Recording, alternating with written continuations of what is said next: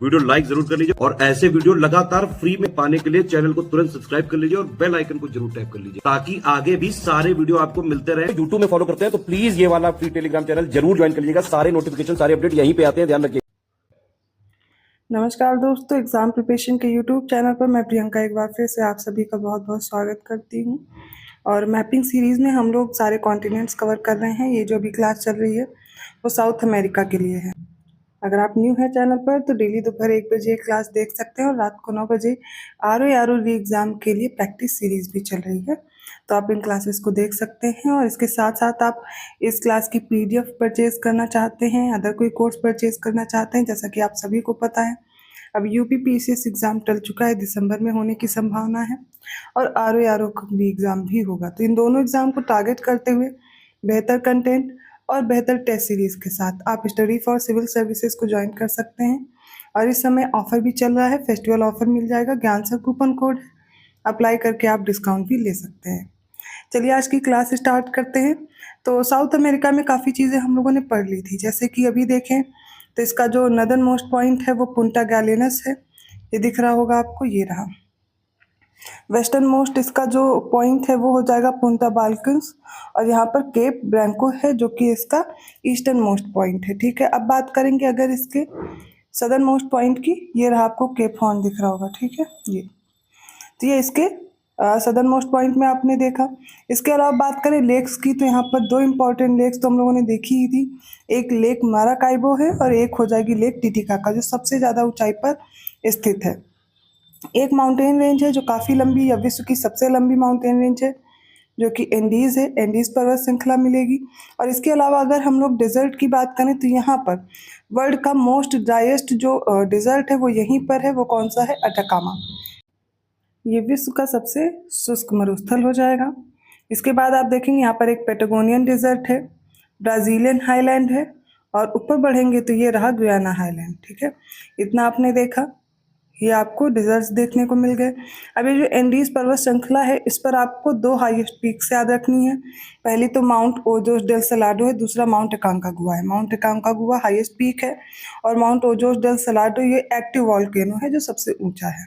इतना होगा। अब यहाँ पर कुछ ग्रासलैंड्स भी आपको देखने को मिलेंगे, जैसे कि वेनेजुएला और कोलंबिया में आप देखेंगे लानोस है। ठीक है, लानोस है। इसके बाद आगे बढ़ेंगे तो यहाँ पर आपको ग्रैंड चाको देखने को मिलेगा, पंपाज है, कंपोज है, ये सारे यहीं पर ग्रासलैंड आपको देखने को मिलेंगे। रिवर्स की बात करें तो पराना रिवर है जो कि रियो ड प्लाटा बनाती है। ठीक है, याद रखिएगा। और इसके अलावा जो एंजल फॉल है वो भी अमेजन जो रिवर है उसकी सहायक रिवर है ओरिनोको, ओरिनोको की भी ट्रिब्यूटरी है, उस पर स्थित है एंजल फॉल्स। चुरून रिवर है, याद कर लीजिएगा। तो ये सारी चीज़ें पहले ही डिस्कस कर चुके हैं। आगे हम लोग बढ़ते हैं। अब हम लोग साउथ अमेरिका के आइलैंड्स पढ़ेंगे जिसमें फॉकलैंड आइलैंड है, ये यूके का है। तो फॉकलैंड द्वीप समूह अटलांटिक महासागर में पेटागोनियन सेल्फ पर स्थित एक द्वीप समूह है।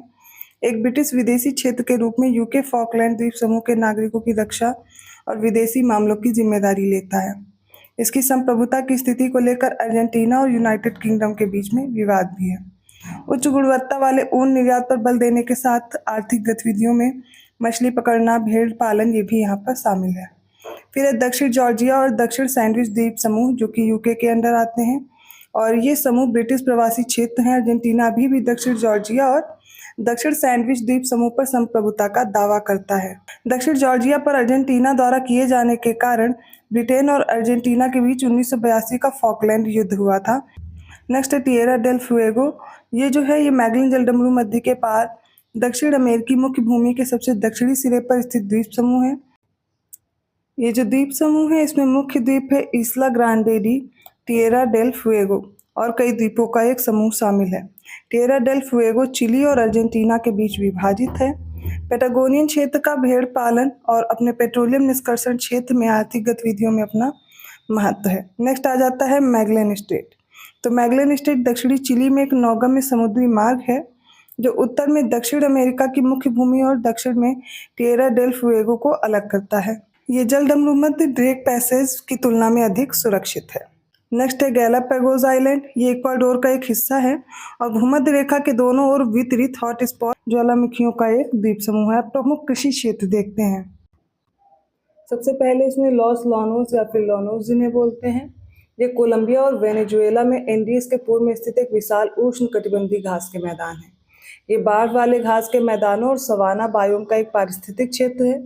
लानोस का जो मुख्य नदी है लानोस की, वो है कोलंबिया और वेनेजुएला के बीच की सीमा पर स्थित है। उसका नाम है ओरिनोको। फिर पंपास की बात करते हैं। पंपास प्रचुर उर्वरता वाले निम्न क्षेत्र हैं जो अर्जेंटीना के कुछ भागों, संपूर्ण उरुग्वे और ब्राजील की दक्षिणी राज्य को आच्छादित करते हैं। जलवायु समशीतोष्ण है और वर्ष भर वर्षा समान रूप से वितरित की जाती है, जिससे मिट्टी कृषि के लिए उपयुक्त हो जाती है। बार बार जंगल की आग यह सुनिश्चित करती है कि घास जैसे छोटे पौधे भी यहाँ पर पनप पाते हैं और यहाँ आमतौर पर पेड़ कम पाए जाते हैं। फिर है ग्रैंड चाको। चाको मैदान के बारे में बात करें तो ये पराग्वे नदी के पश्चिम और एंडीज के पूर्व में स्थित एक अर्धशुष्क तराई क्षेत्र है। ये ज्यादातर पराग्वे, बोलीविया और अर्जेंटीना के बीच साझा किए जाने वाले जलोढ़ तलछटी मैदान है। चाको दक्षिण अमेरिका की अंतिम कृषि सीमाओं में से एक है। कृषि विस्तार ने इसे ग्रह पर सबसे अधिक वनों की कटाई वाले क्षेत्रों में से एक बना दिया है। नेक्स्ट है पेंटागोनिया। तो ये दक्षिण अमेरिका के दक्षिणी छोर पर विरल आबादी वाला क्षेत्र है। यह क्षेत्र अर्जेंटीना और चिली में स्थित है। इस क्षेत्र में पश्चिम में झीलें, लंबे संकीर्ण प्रवेश द्वार और ग्लेशियर मौजूद हैं तथा पूर्व में रेगिस्तान और स्टेपी के मैदान हैं। 19वीं सदी के अंत और 20वीं सदी की शुरुआत में भेड़ की खेती पेटागोनियन घास के मैदानों में फैल गई, जिससे अर्जेंटीना और चिली के दक्षिण क्षेत्र विश्व के अग्रणी भेड़ पालन क्षेत्रों में से एक बन गए। तो ये हो गए अमेरिका के प्रमुख मैदान है, घास के मैदान है। अब बात करेंगे दक्षिण अमेरिका के प्रमुख मरुस्थल के बारे में। तो सबसे शुष्क स्थान जो हमने बात की थी वो अटाकामा है। तो अटाकामा या फिर पेरू का मरुस्थल पृथ्वी का सबसे शुष्क स्थान है। इतना शुष्क क्यों है ये? तो एंडीज की वर्षा छाया का प्रभाव है इस पर। अपतटीय व्यापारिक हवाएं और पछुआ हवाएं जो मकर रेखा के दक्षिण में दूर तक बहती हैं, इनकी वजह से, और ठंडी महासागरीय धाराएं। यहाँ पर कौन सी ठंडी महासागरीय धाराएं चलती हैं? तो हम्बोल्ट है। कौन सी है? हम्बोल्ट धारा। और वाकर परिसंचरण के कारण ठंडे पानी का ऊपर की ओर उठना। फिर है सबसे शुष्क क्षेत्र एंडीज और चिली कोस्ट रेंज दो तरफा वर्षा छाया के बीच स्थित है। तो अटाकामा डेजर्ट के बारे में समझिए। यहाँ पर सबसे पहले तो ये जो कोल्ड करंट है, इसको याद कर लीजिएगा, ये बहुत बार पूछी जाती है। पेरू या फिर हम्बोल्ट की कोल्ड करंट है। जिधर भी कोल्ड करंट फ्लो होगी तो आपको पता होना चाहिए वहाँ पर आपको शुष्क या ड्राई डेजर्ट देखने को मिलेंगे। ठीक है, तो यहाँ पर इसीलिए आपको अटाकामा डेजर्ट देखने को मिलता है और भी रीजंस मैंने आपको एक्सप्लेन किए हैं। यहाँ पर पेटागोनियन डेजर्ट भी है। ये पेटागोनियन स्टेपी अर्जेंटीना का सबसे बड़ा रेगिस्तान है। यह मुख्य रूप से अर्जेंटीना में स्थित है और दक्षिणी अर्जेंटीना के पेटागोनिया के क्षेत्र में इसके पश्चिम में इंडीज और इसके पूर्व में अटलांटिक महासागर से ये घिरा हुआ है। प्रमुख जल निकाय या फिर प्रमुख झीलों की बात करें तो लेक टिटिकाका है। ये बोलीविया और पेरू की सीमा पर स्थित है, एंडीज पर्वत पर, और गहरी मीठे पानी की झील है। इसे अक्सर विश्व में सबसे ऊंची नौगम्य झील कहा जाता है। पानी की मात्रा और सतह क्षेत्र के हिसाब से दक्षिण अमेरिका की सबसे बड़ी झील है। नेक्स्ट है माराकाइबो झील। तो वेनेजुएला में खारे ज्वार की खाड़ी और कैरिबियन सागर का प्रवेश द्वार कहा जाता है। माराकाइबो झील में टिटिकाका झील की तुलना में एक बड़ा सतह क्षेत्र है, लेकिन यह वास्तव में एक झील नहीं बल्कि ज्वारीय खाड़ी है।